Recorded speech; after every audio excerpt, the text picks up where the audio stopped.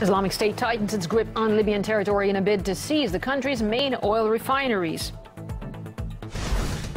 British and American troops are reportedly deployed to southern Afghanistan as the Taliban retakes key areas. And a newspaper in Norway claims Turkey is buying oil from Islamic State based on foreign ministry documents. We contact Norwegian officials to find out more.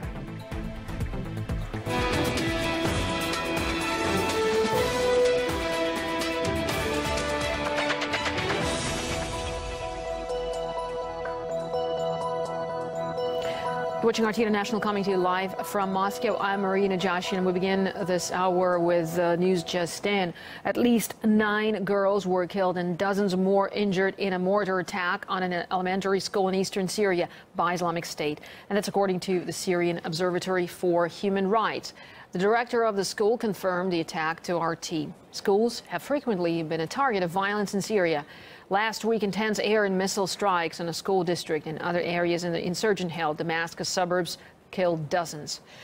We'll bring you more details as soon as we get them here in RT International. In other news today, ISIL has released a video which it says shows the terrorist group's own police force in Libya. The footage shows the so-called Islamic police dressed in uniforms and patrolling the streets of Sirte, ISIL stronghold in the North African state. It's believed the video was released by the terrorists to demonstrate their grip on the Libyan city. ISIL now holds territories far beyond Syria and Iraq. U.S. officials have compared the group's spread to a growing tumor. In Iraq and in Syria, ISIL has suffered some significant setbacks. That doesn't mean that they don't remain a threat. They do. We've seen them try to get a toehold in North Africa. Even as we work to defeat ISIL in Syria and Iraq, where its parent tumor has grown, we also recognize ISIL has metastasized elsewhere. While currently concentrated in its stronghold in Sirte, ISIL could seek local alliances to expand its territorial control, also entailing the risk of motivating additional foreign terrorist fighters to join the group in Libya. Now, currently, ISIL's presence in Libya is concentrated in areas surrounding their stronghold in Sirte. However, the group is now fighting for control of the strategic port city of Ajdabiya to the east of the country. If it falls, Islamic State will have access to Libya's largest oil field. Western jets are already on standby at bases across the Mediterranean, but neither of Libya's 2 governments, the official authority in Tobruk and the self-proclaimed rule in Tripoli, is willing to allow any foreign intervention. Now, despite Libyan officials refusing the idea of intervention only a few days ago, the Pentagon admitted that a U.S. Special Forces unit has been deployed in the country for a secret mission.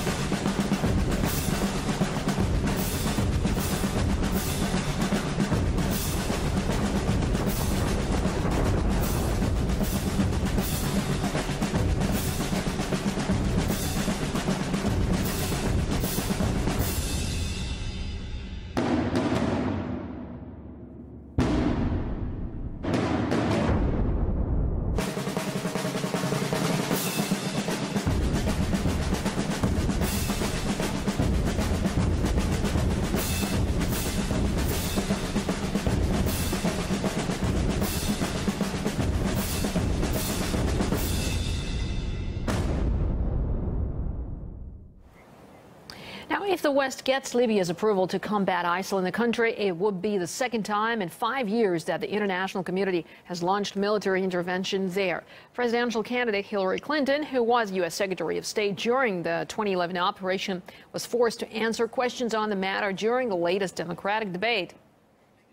I'm not giving up on Libya, and I don't think anybody should. We've been at this. But were mistakes made? Well, there's always a retrospective to say what mistakes were made, but I know that we offered a lot of help. The truth is, it is relatively easy to overthrow a dictator, but it is very hard to predict the unintended consequences. Professor of politics Stephen Zunes thinks that the West was not concerned about the infighting and chaos in Libya before the emergence of ISIL. They definitely could get a foothold given the failure of the Libyans to have a centralized government that most of the people of the country recognize. The West, which led the air war against Gaddafi in support of various rebel groups that led to his downfall in 2011. Frankly, many of them were willing to, wash their hands of the affair. I don't think there's much care about the Libyan people per se, but when we see the risk that actually ISIS, could emerge as a real force there, then they recognize, we got a problem here. We need to be active diplomatically. We need to knock some heads together, see if they can make some kind of arrangement so there can be a centralized authority that might be able to take on this threat from within. And Taliban fighters are on the offensive in South Afghanistan, taking control of major areas in Helmand province and reportedly now close to taking the key city of Sangin. British and American troops have been deployed in the area to assist the army, but the UK's Ministry of Defence says its troops will not take part in the fighting. RT's Anastasia Turkina reports. What's at stake in Afghanistan as we speak is a province that's crucial geographically, strategically, and even symbolically in the south of the country, where U.S. and British troops are now back in action in attempts to assist the Afghan forces in hopefully tackling the Taliban, who have largely taken control of Sangin in the Helmand province. They have seized crucial administrative offices and buildings, as well as police headquarters and other crucial locations. Now, why is this a big problem? Well, because Helmand province is the largest in Afghanistan by area. It is also a major poppy production hub, which of course could mean potential revenues for the Taliban thanks to drug trade. And also, it provides a very easy smuggling route to Pakistan. Also, of course, we have to keep in mind that all of this now chaos comes about just 1 year after NATO combat troops withdrew from Afghanistan. Also, this is just 5 years after Sangin was handed over to American forces, and this is also a location that was held by British forces for an entire 4 years' time. Last but not least, Sangin and the area around it is known as a notorious location for the British forces because out of 456 British fatalities in Afghanistan, as many as 1 in 4 took place there. So a key location, a key battleground, and now this new twist again unraveling on the ground in Afghanistan. Meanwhile, Russian and Afghan drug police have conducted a joint operation in northeast Afghanistan, seizing 600 kilograms of opium. Afghan journalist Bilal Sarwari says the Taliban getting their hands on poppy fields will be a game changer. Helmand is producing 90% of the poppies in Afghanistan. Afghanistan, unfortunately, is responsible for most of the supplies of heroin in the world, specifically in the West. So in that sense, it's very, very dangerous if you suddenly have the Taliban, or for that reason, Helmand for the Taliban is like a mini Mosul.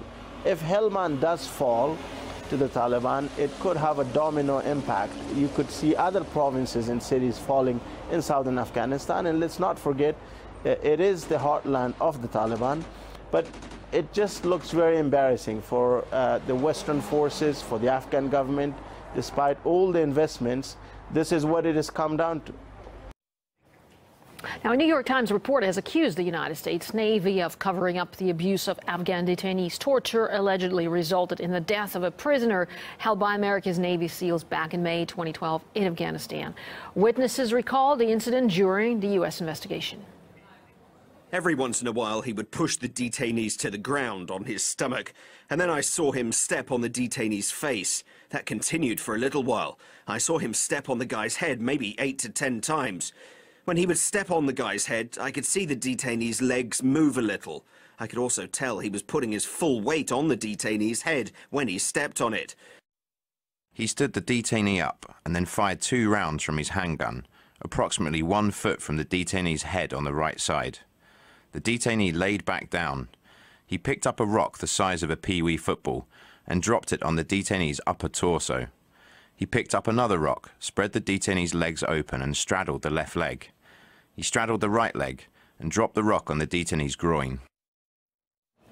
And despite witness accounts against 4 U.S. servicemen, the Navy probe dismissed the charges, saying the evidence didn't support the alleged misconduct. Claims of abuse date back more than a decade. In 2002, American soldiers tortured to death 2 detainees in Bagram, Afghanistan. And during the Iraq War, a year later, personnel from both the U.S. Army and the Central Intelligence Agency committed a series of human rights violations against inmates in the Abu Ghraib prison. Now, these violations included physical and sexual assaults. Jack Rice, criminal defense attorney and former CIA officer, believes there's an attempt to cover up the abuse.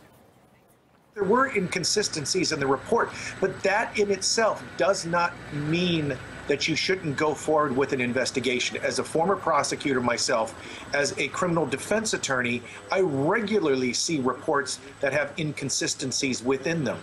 That doesn't stop the investigation. That doesn't stop the prosecution. Just because some things don't completely add up does not mean that you should continue to dig. It does not mean that you should not potentially even charge somebody with serious criminal offenses. It's not based upon what you see on the front end. It's about what you see as the investigation continues. They apparently didn't do that in this case.